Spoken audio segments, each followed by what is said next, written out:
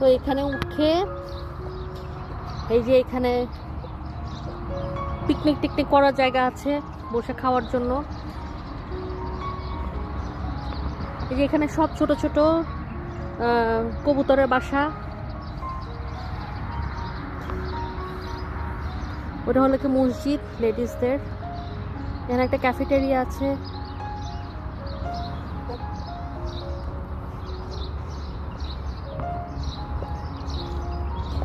এর আগের বার মালয়েশিয়াতে এরকম ভিডিও করতে